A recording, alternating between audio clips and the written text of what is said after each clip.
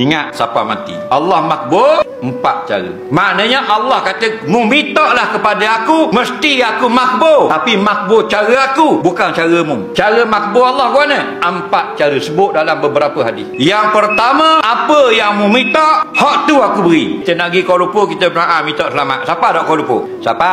Balik KL nak balik Kuala Liban, doa pula tak? Doa. Siapa? Apa yang kita minta, itu yang Allah beri. Kita pergi Mekah minta selamat naik kapal terbang pergi balik. Kat mana orang pergi selamat balik selamat? Betul tak? Itu nombor 1. Apa yang kita minta, Allah beri. Nombor 2, apa yang kita minta, dia tak beri selalu, dia beri lain kali. Kita minta hari ni, dia beri bila-bila. Tu banyak juga. Contohnya kita minta yang murah rezeki, tak beri.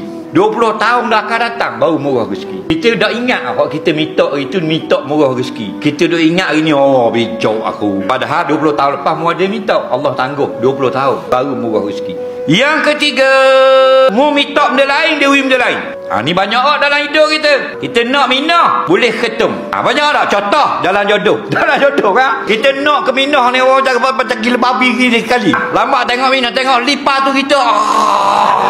Tengok lipat. Naknya ke minah, Allah beri ketum. Kita nak ke orang lain, jodoh kan? Orang lain. Kita nak belinya kereta apa benda ni Exora second hand. Dah boleh dah cakap dah ejah dah lepas tu, ejah long dah lepas. Padahal second hand je 48,000 je rutin, ejah dah lepas. Minta tolong tu dah lepas tu, pinjam meeting pot dara dah boleh juga.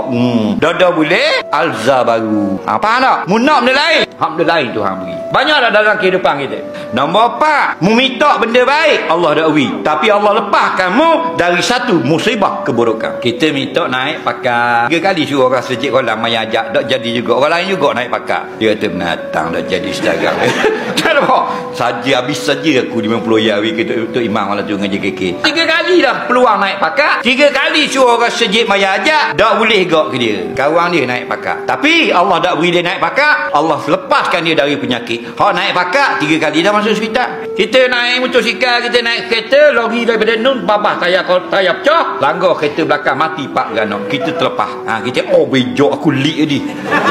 Bijak aku lik tadi. Kena orang belakang. Padahal mu ada minta sesuatu 4 tahun lepas, Allah tak beri. Allah selamatkan mu dari musibah hari ini. Ni hadis sahih belaka ni. Itu cara dia Allah makbulkan kita. Bukan nak turut kita. Turut kita punah dunia ni. Tak cukup kita.